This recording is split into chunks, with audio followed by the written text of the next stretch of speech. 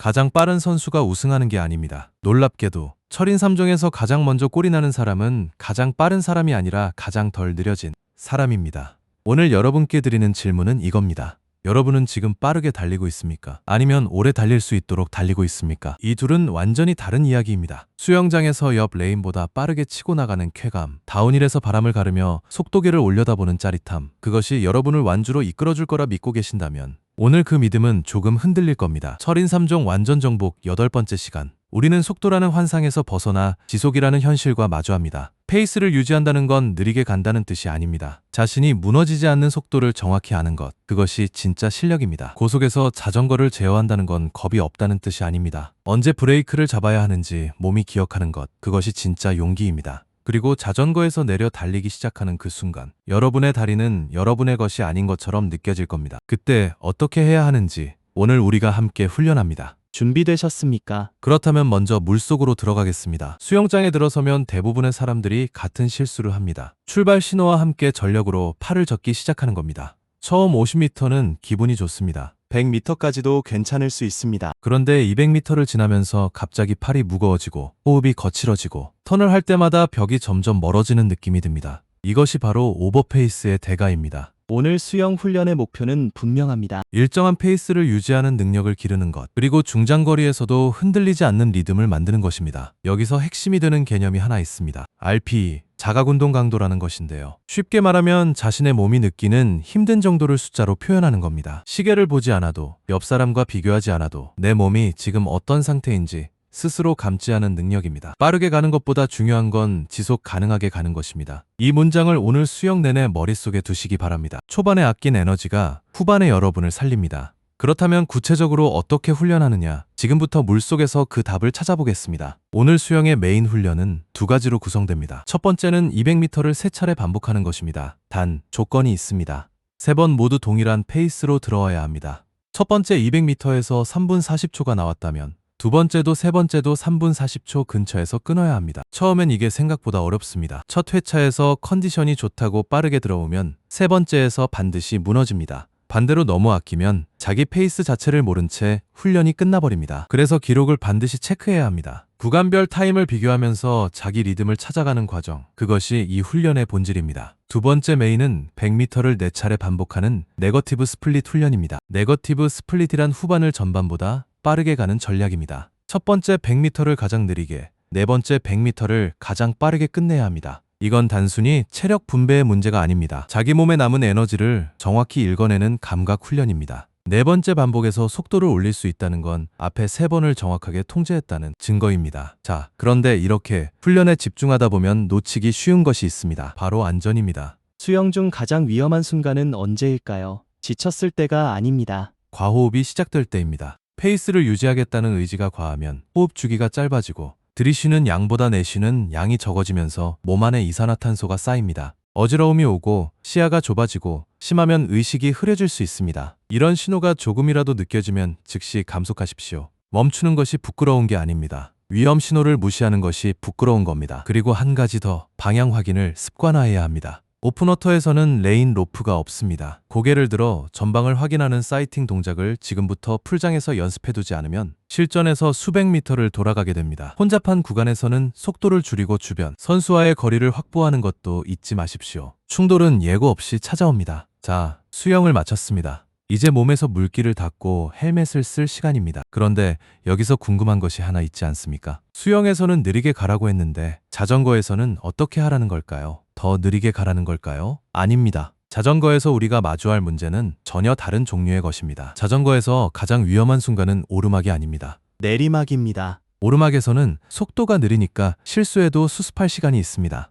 하지만 내리막에서 시속 50, 60km로 달리고 있을 때 판단 하나가 늦으면 수습할 기회 자체가 사라집니다. 오늘 자전거 훈련의 목표는 속도를 높이는 것이 아닙니다. 고속 상황에서 안정적으로 자전거를 제어하는 기술을 익히는 것입니다. 그리고 브레이킹 타이밍을 몸에 새기는 것입니다. 머리로 아는 것과 몸이 기억하는 것은 다릅니다. 다운힐에서 기억해야 할 원칙은 3가지입니다. 속도보다 컨트롤이 우선입니다. 시선은 항상 출구 방향을 향합니다. 그리고 브레이크는 반드시 직선 구간에서 미리 잡아야 합니다. 코너에 진입하면서 브레이크를 잡는 것은 제동이 아니라 도박입니다.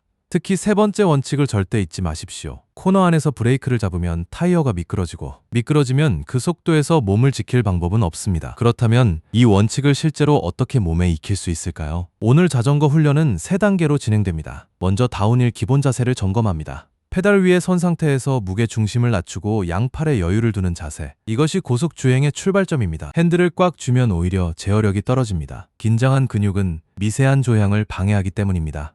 두 번째 단계는 브레이킹 포인트 반복 훈련입니다. 같은 구간을 여러 번 돌면서 어디서 브레이크를 잡기 시작해야 하는지를 몸에 기억시킵니다. 처음에는 일찍 잡아도 괜찮습니다. 충분히 감속된 상태에서 코너를 도는 경험을 반복하다 보면 점차 최적의 타이밍이 보이기 시작합니다. 세 번째 단계는 노면 상황 대처 훈련입니다. 비가 온 뒤 젖은 아스팔트, 갓길에 흩어진 자갈, 도로 위 맨홀 뚜껑, 이런 변수들을 가정하고 대응하는 연습을 합니다. 젖은 노면에서는 제동 거리가 평소의 2배 이상 늘어난다는 것을 몸으로 느껴야 합니다. 안전수칙도 다시 한번 확인합니다. 코너 진입 전에 감속을 완료할 것, 급제동 시 앞바퀴 제동에 치우치지 말 것, 집단 주행 시 앞선수와 충분한 간격을 유지할 것. 이 3가지는 규칙이 아니라 생존 전략입니다. 자, 이제 자전거에서 내릴 시간입니다. 그런데 여기서부터가 철인 3종만의 독특한 고통이 시작됩니다. 자전거를 세우고 달리기 신발을 신는 그 순간, 여러분의 다리에 무슨 일이 벌어지는지 아십니까? 자전거에서 내리자마자 달리기 시작하면 다리가 내 것이 아닌 것 같은 느낌이 듭니다. 허벅지는 납덩이처럼 무겁고 무릎은 어디로 가야 할지 모르는 것 같고 발바닥에 전해지는 충격이 평소의 몇 배로 느껴집니다. 이것은 착각이 아닙니다. 자전거를 탈 때 사용하는 근육 패턴과 달릴 때 사용하는 근육 패턴이 완전히 다르기 때문에 발생하는 실제 신경근육적 혼란입니다. 이것을 극복하는 훈련이 바로 브릭 러닝입니다. 브릭이라는 이름은 벽돌처럼 무거운 다리를 묘사하는 데서 왔다고도 하고 두 종목을 벽돌 쌓듯 연결한다는 의미에서 왔다고도 합니다. 어느 쪽이든 핵심은 같습니다. 전환 직후의 혼란을 훈련으로 미리 경험하는 것입니다. 오늘 달리기 훈련의 목표는 2가지입니다. 자전거에서 달리기로 넘어가는 전환에 몸을 적응시키는 것, 그리고 첫 1km의 페이스를 통제하는 것입니다. 첫 1km를 회복 구간으로 설정하십시오. 빨리 달리고 싶은 충동이 올 겁니다. 하지만 그 충동을 참는 것이 오늘 훈련의 전부라 해도 과언이 아닙니다. 보폭을 짧게 하고 케이던스를 안정시키고 허벅지의 긴장을 의식적으로 풀어주는 것, 이 3가지에 집중하면 나머지는 따라옵니다. 그렇다면 실제 훈련은 어떤 순서로 진행될까요? 먼저 자전거를 20에서 30분간 탑니다. 마지막 1분에서 2분은 의도적으로 케이던스를 높여서 마무리합니다. 이것은 다리 근육의 앞으로 달리기가 시작된다는 신호를 보내는 과정입니다. 자전거에서 내리면 신발을 갈아 신고 곧바로 달리기 시작합니다. 2km에서 3km를 뜁니다. 속도는 신경 쓰지 마십시오. 리듬을 회복하는 데만 집중하십시오. 첫 500m는 다리가 이상하게 느껴지는 게 정상입니다. 1km 지점을 지나면서 서서히 자기 리듬이 돌아오기 시작합니다. 그 순간을 기억하십시오. 그 감각이 바로 전환 적응이 이루어지는 지점입니다. 달리기가 끝나면 반드시 쿨다운과 스트레칭을 수행합니다. 전환 훈련 후 근육은 평소보다 더 큰 스트레스를 받은 상태이기 때문에 정리 운동을 생략하면 부상 위험이 급격히 올라갑니다. 안전 수칙은 간결합니다. 전환 직후에 과속하지 말 것, 호흡 리듬을 먼저 잡을 것, 착지 충격을 최소화할 것, 달리고 싶은 마음을 이기는 것이 오늘 달리기의 진짜 훈련입니다. 발이 땅에 닿을 때마다 무릎과 발목에 가해지는 충격을 의식하고 가볍게 착지하려는 노력을 끝까지 유지하십시오. 오늘 우리는 속도에 대한 오래된 환상 하나를 내려놓았습니다. 수영에서 우리는 빠르게 가는 것이 아니라 일정하게 가는 법을 배웠습니다. 동일한 페이스로 200m를 3번 반복하는 것, 후반에 더 빠르게 들어오는 네거티브 스플릿, 이 모든 훈련의 결론은 하나였습니다. 지속 가능한 페이스가 기록을 만든다는 것입니다. 자전거에서 우리는 빠르게 내려가는 것이 아니라 안전하게 제어하는 법을 익혔습니다. 다운힐에서 시선을 출구에 두고 직선에서 미리 브레이크를 잡고 노면 변화에 대응하는 훈련을 했습니다. 안정적인 제어가 완주를 지킨다는 것을 몸으로 확인한 시간이었습니다. 달리기에서 우리는 빠르게 출발하는 것이 아니라 천천히 되찾아가는 법을 체험했습니다. 자전거에서 내린 직후 납덩이 같은 다리로 첫 1km를 참아낸 사람만이 나머지 거리를 자기 페이스로 달릴 수 있습니다. 전환은 빠름이 아니라 일관성입니다. 오늘을 기억하십시오. 가장 빠른 사람이 아니라 끝까지 자기 리듬을 지킨 사람이 결승선을 먼저 통과합니다. 다음 시간에는 그 리듬 위의 전략을 알겠습니다. 수고하셨습니다.